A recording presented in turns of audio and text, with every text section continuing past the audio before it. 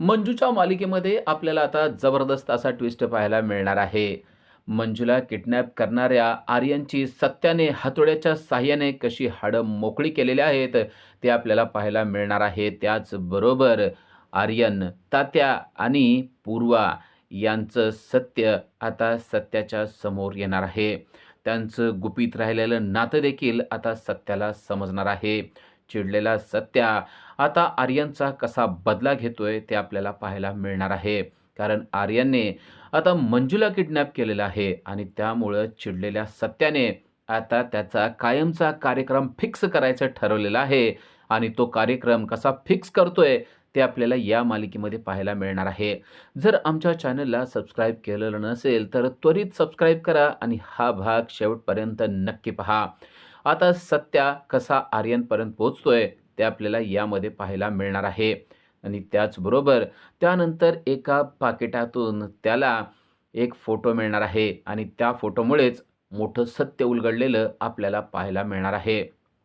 जयड्या police स्टेशनला पोहोचलेला आहे कारण सत्यानं त्याला सांगितलेलं आहे की पोलीस स्टेशनला जाऊन मंजू हरवल्याची कंप्लेंट देऊन ये म्हणून आणि त्याप्रमाणे आता जयड्या पोलीस स्टेशनला पोहोचलेला असतो. तेथे पूर्वा देखील असते. पूर्वा पाहते की जयड्या आलेला आहे आणि त्याला विचारते, "तू कशासाठी इथं आलायस?" तेव्हा तो म्हणतो, "मंजू हरवलेली आहे." तेव्हा पूर्वाला ही गोष्ट खरीच वाटत नाही. पूर्वा म्हणते, "मंजू कशी हरवू शकते? अरे ती तर पोलीस अधिकारी आहे ना, ती निघून गेली असेल. तुझ्या सत्याला कंटाळून निघून गेले असेल, कारण असा पण तो गुंडच आहे आणि एखादी पोलीस अधिकारी एखाद्या गुंडाच्या बरोबर किती दिवस राहू शकते? जा तू घरी.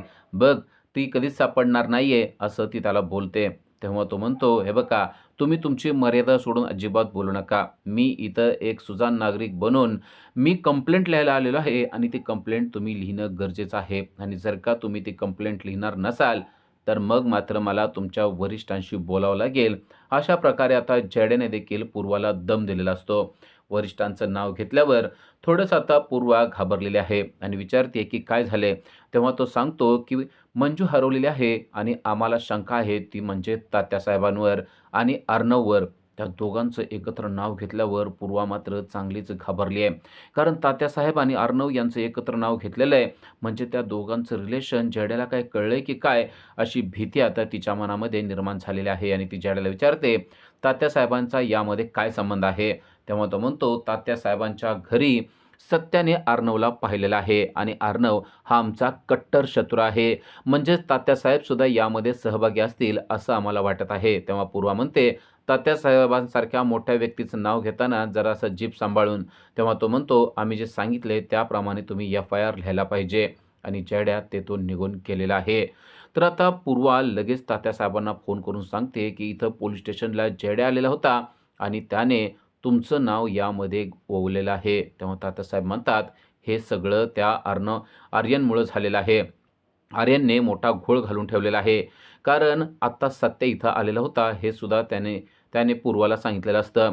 पूर्वा तात्यासाहेबांना सांगते, की "या अगोदर देखील मी तुम्हाला सांगितलं होतं, की आर्यनला वेळेत लगाम घालणं गरजेचं आहे, पण तुम्ही माझं ऐकलं नाही. आता काय करायचंय ते मला सांगा." तेव्हा तात्यासाहेब सांगतात, "त्या आर्यनला फोन कर आणि त्याला सांग, की आत्ताच्या आत्ता तू इथून निघून जा म्हणून आणि हे सगळं लवकरात लवकर मिटवून टाक, कारण या सगळ्यांचा माझ्या पक्षावर आणि माझ्या कामावर परिणाम होऊ शकतो." तेव्हा आता पूर्वा खूपच चिडलेली आहे.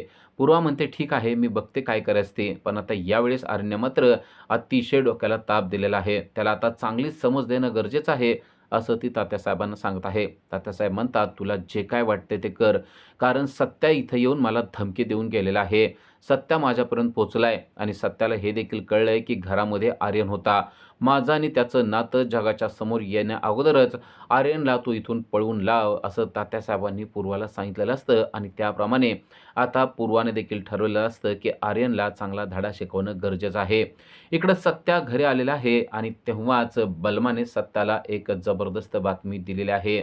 बलमाने सत्याला सांगितलेलं आहे, की "मी माझ्या वेगवेगळ्या माणसांना सांगून ठेवलेलं होतं, की आर्यन हा आपल्याला सापडलाच पाहिजे आणि तेव्हा माझ्या एका माणसाने म्हणजेच माझ्या टिप्परने मला टिप दिलेली आहे, की आर्यन गावाच्या बाहेर असलेल्या एका शेताच्या पडक्या घराजवळ त्यांना दिसलेला आहे. त्याची गाडी देखील तेथे लावलेली दिसली आहे." ही बातमी जेव्हा सत्याला समजते, तेव्हा सत्या म्हणतो, "बास! आता या आर्यनचा कायमचा कार्यक्रम फिक्स करायचा म्हणजे करायचा." काही जरी झालं तरी त्याला सोडायचं नाही, असं त्याने सांगून ठेवलेलं आहे. चिडलेला सत्या आता गाडीमध्ये बसून चाललेलाच असतो. तेव्हा बलमा त्याला म्हणतो, "सत्या, तू अजिबात एकट्याने जायचं नाही. मी सुद्धा तुझ्याबरोबर येणार आहे.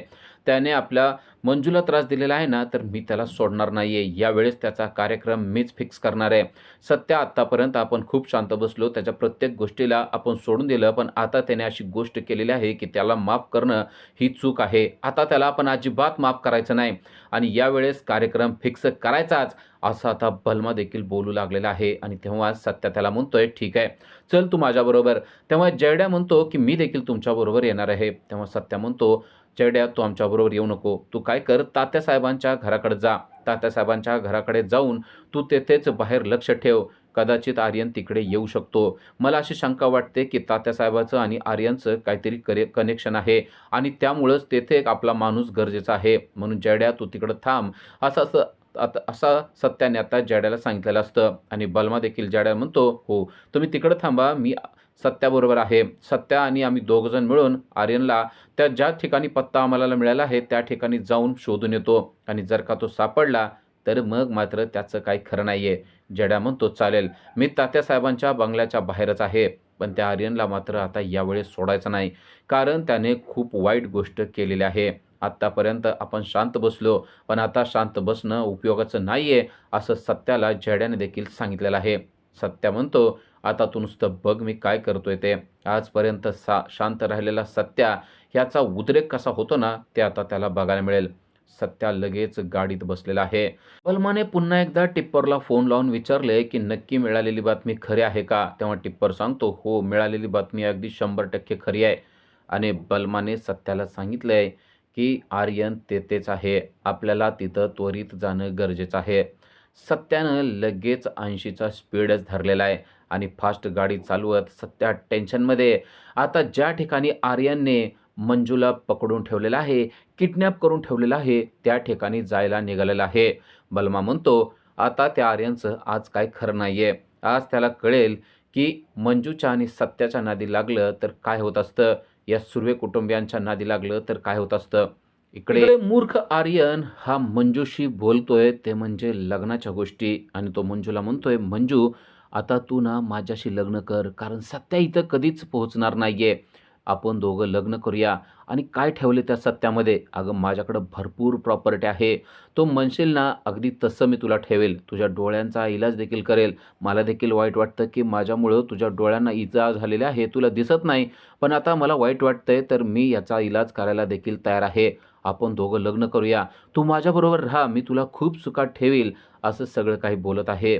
तेव्हा त्याला लगेच मंजू म्हणते, "अरे, माझे डोळे नाही आले तरी चालतील. तुझ्यासारख्याचा चेहरा बघण्याची माझी इच्छा देखील नाहीये.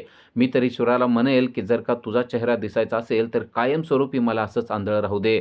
तेव्हा तो खूप चिडलेला आहे. तो चिडलेला असतो आणि इकडे पूर्वाला समजलेलं आहे, की आता आर्यनचा जीव धोक्यात आहे. कारण सत्या काही केल्या त्याला पकडणार आहे. सत्या त्याच्यापर्यंत पोहोचू शकतो, ही गोष्ट आता पूर्वाला समजलेली असते आणि पूर्वाने गाडी काढलेली आहे आणि ती आर्यनला फोन लावत आहे. तिला आर्यनपर्यंत काही केल्या पोहोचायचं आहे आणि ती आर्यनला फोन लावत असते. आर्यन अजूनही मंजूशी बोलत असतो आणि त्याला दिसत असतं, की पूर्वाचा फोन आलेला आहे. पण त्याला मात्र फोन उचलायची अजिबात इच्छा नसते. इकडं पूर्वा मात्र खूप चिडलेली आहे आणि पूर्वा म्हणते, "आर्यन, लवकर फोन उचल. मला तुझ्याशी अतिशय महत्त्वाचं बोलायचं आहे." पण आर्यन मात्र तिचा फोन कट करून टाकतो. आता पूर्वा भलतीच चिडलेली असते. कारण तिला माहिती आहे, की आर्यनचा जीव धोक्यात आहे. सत्या त्याच्यापर्यंत पोहोचायला काहीच वेळ लागणार नाही. कारण सत्याने सगळीकडं माणसं पसरून ठेवलेली आहेत आणि ती माणसं सत्याला नक्कीच त्याची टिप देतील आणि सत्या त्याच्यापर्यंत पोहोचेल, या गोष्टीची तिला भीती वाटत असते. म्हणून ती वारंवार फोन करत असते आणि हा मूर्ख आर्यन मात्र तिचा फोन कट करत असतो आणि इकडं तो मंजूशी लग्नाविषयी बोलत आहे. मंजू मात्र त्याला सांगते, की "मी आंधळी राहिली तरी चालेल, पण तुझ्यासारख्याचं तोंड देखील पाहण्याची माझी इच्छा नाहीये." तेव्हा तो भलताच चिडलेला आहे. तो मंजूच्या अक्षरशः अंगावर जाऊन तिला बोलत असतो, "असं असेल तर तू इथंच मरणार आहे, ही गोष्ट लक्षात ठेव."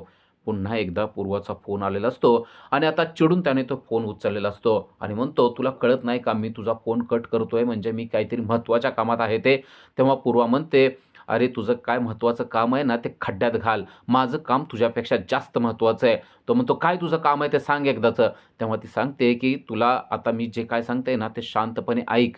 सत्या तात्यासाहेबांपर्यंत पोहोचलेला होता आणि जयड्या माझ्याकडे येऊन त्याने तुझ्याविषयी कंप्लेंट नोंदवलेली आहे. त्यांना ही गोष्ट कळायला लागलेली आहे, की तात्यासाहेब आणि तुझं काहीतरी कनेक्शन आहे ते. त्याचबरोबर त्यांनी माझ्या पोलीस स्टेशनमध्ये येऊन तुझ्या विरोधात एफ-आय-आर केलेली आहे. ते तुझ्यापर्यंत कधीही पोहोचू शकतात." अशी बातमी आता पूर्वाने त्याला दिलेली असते आणि तेवढ्यात खिडकीत आलेल्या आर्यनला दिसतं, की बाहेर सत्या आणि बलमा त्याच्यापर्यंत पोहोचलेले आहेत. सत्या आणि बलमा यांनी बरोबर ज्या ठिकाणी त्यांना टिप मिळाली होती, ज्या जागेची टिप मिळाली होती, त्यापर्यंत ते पोहोचलेले आहेत. म्हणजेच गावाच्या बाहेर असलेल्या एका शेतातल्या पडक्या घरापर्यंत ते दोघे पोहोचलेले आहेत. सत्याने गाडी थांबवली आणि दोघेही उतरलेत आणि सत्या बलमाला विचारतोय, की "नक्की हेच ते घर आहे का? ज्या ठिकाणची टिप आपल्याला टिप्परने दिलेली होती." तेव्हा बलमा सांगतो, की "हो, हेच ते घर आहे." आणि आता सत्या भलताच चिडलेला आहे. सत्या म्हणतो, "चल आत्ताच्या आत्ता जाऊन बघूया. आर्यन इथंच कुठेतरी लपून बसलेला असेल." बलमा आणि सत्या दोघे आता त्या घराकडं निघालेले आहेत आणि हे सगळं काही आर्यन लांबून पाहतो आहे. त्याची बोबडीच वळालेली आहे. कारण आत्ता एवढ्यातच पूर्वाने त्याला सांगितलेलं होतं, की सत्या तिथपर्यंत पोहोचू शकतो आणि एका क्षणात त्याला कळतं, की सत्या आणि बलमा तिथे पोहोचलेले आहेत आणि पूर्वाला लगेच त्याने फोनवर सांगितलंय, "सत्या इथं पोहोचलेला आहे. आता माझं काय खरं नाहीये. मी काय करू ते मला कळत नाहीये." तेव्हा पूर्वा म्हणते, "अरे, तू आत्ताच्या आत्ता इथून पळून जा. अन्यथा तुझं काय खरं नाहीये. ते लोक तुझा जीव घेतील आणि मी काही सुद्धा करू शकणार नाही. आर्यन, तू एवढा मोठा घोळ घालून ठेवलायस ना, मला काय कळत नाहीये तुला काय सांगावं ते. पण मी तुला एवढं सांगते, तुझा जर का जीव तुला वाचवायचा असेल, तर पटकन पळून जा." असं तिनं पूर्वाने त्याला सांगितलेलं आहे. आर्यन अक्षरशः घाबरून भेदरून गेलेला आहे. कारण सत्या समोर दिसतोय म्हणजे त्याला मरणच त्याचं समोर दिसतंय आणि त्याला माहिती आहे, सत्या आता आलेला आहे म्हणजे तो काही शांत बसणार नाही. आणि असं बोलत असतानाच सत्या त्या घराच्या पर्यंत पोहोचलेला आहे. सत्या त्या घराच्या जवळ जातो तेव्हा त्याला दिसतं, की त्या घराला कुलूप लावलेलं आहे, पण जवळच एक हातोडा देखील पडलेला असतो. जेव्हा सत्या बाहेर येतो, तेव्हा सत्याचा आवाज हा मंजूला आलेला आहे आणि मंजूने जोरात सत्याला हाक मारलेली आहे. "सत्या, मी आतमध्ये आहे. सत्या, मला वाचव. सत्या, वाचव." अशी हाक जेव्हा मारलेली असते, तेव्हा इकडं आर्यन मात्र पुरता घाबरून जातो आणि आर्यन पळत-पळत येऊन त्याने कसं तरी मंजूचं तोंड बंद करायचा प्रयत्न केलेला असतो. पण तेवढ्यात त्याला म्हणजेच सत्याला मंजूचा आवाज पोहोचलेला असतो आणि सत्या म्हणतो, "मंजू, काहीच काळजी करू नको, मी आलेलो आहे." असं म्हणून जवळचा हातोडा त्याने उचललेला आहे आणि सगळ्या ताकदीने त्याने कुलपावर तो हातोडा जोरात आदळलेला आहे. इतक्या जोरात त्याने घाव घातलाय, की त्याने घातलेल्या घावामुळे एका क्षणात ते कुलूप तुटून गेलेलं आहे. बलमा आणि सत्या आता बरोबर दरवाजाच्या बाहेर आहेत आणि आतमध्ये आर्यन बसलेला आहे. आर्यन पुरता घाबरून गेलेला आहे. आता या घराला दुसरा दरवाजा देखील नाहीये आणि आता काय करावं ते त्याला कळत नाही. पळून जाण्याचे सगळे रस्ते बंद झालेले आहेत कारण सत्याने कुलूप तोडून टाकलेलं आहे आणि एका क्षणात कुलूप तोडून दरवाजा उघडून सत्याने आतमध्ये एंट्री केलेली आहे. हे पाहिल्यानंतर अक्षरशः आर्यनला घाम फुटलेला आहे. गर्भगळीत झालेला आर्यन हा सत्याकडे पाहतो तेव्हा त्याला दिसतं, की आपलं मरणच आपल्या समोर आहे. सत्याच्या हातात हातोडा आहे पाहिल्यावर तर आर्यन अक्षरशः घाबरून दयावया करायला लागतो आणि सत्याला म्हणतो, हे बघ सत्या, आपण बोलून सगळ्या गोष्टी मिटवूया. आता तू शांत बस." तेव्हा इकडे मंजू मात्र हसायला लागलेली आहे आणि म्हणते, "आता तुला कळलं ना, सत्या आलेला आहे म्हणल्यावर तुझं काय होणार आहे ते?" सत्याने त्याच्या अंगावर हल्ला सुरू केलेला आहे. सत्याला त्याने कसातरी थांबवण्याचा प्रयत्न केलेला असतो, पण सत्याने त्याच्यावर घाव घालायला सुरुवात केलेली आहे. पहिलाच घाव त्याने त्याच्या हातावर घातलेला आहे आणि तो खाली पडलेला आहे. तेवढ्यात बलमा देखील आतमध्ये येतो आणि बलमाने पटकन येऊन मंजूला सोडवलेलं आहे. सत्या आणि आर्यन यांच्यामध्ये हातापाई चालू झालेले आहे. सत्याने त्याचा चांगलाच समाचार घेतलेला आहे.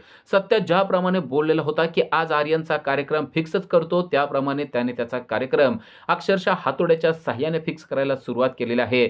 अक्षरशः आर्यनची हाडं सत्यानं मोकळी करून टाकलेली आहेत आणि अक्षरशः त्याच्या डोक्याला देखील जबरदस्त मार बसलेला आहे आणि आता आर्यन खाली पडलेला आहे.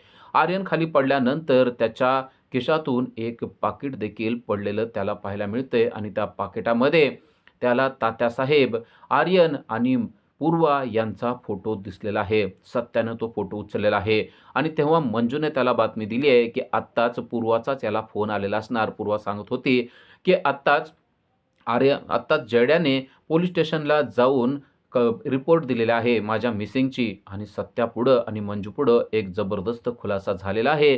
तो म्हणजे हा आर्यन तात्यासाहेबांचा मुलगा आहे आणि पूर्वा देखील यांच्याशीच रिलेटेड आहे. कदाचित पूर्वा देखील आर्यनची बहीणच आहे, असं आता त्यांना समजलेलं आहे आणि असा मोठा खुलासा यांच्यापुढं झालेला आहे. आता सांगितल्याप्रमाणे सत्यानं आर्यनचा कार्यक्रम फिक्स केलाय. आता पूर्वाचा कार्यक्रम कसा फिक्स करणार आहे, ते आपल्याला पुढील भागामध्ये पाहता येणार आहे. अशा सीरियलच्या अपडेटसाठी आजच आमच्या चॅनलला सबस्क्राईब करा. Thank you.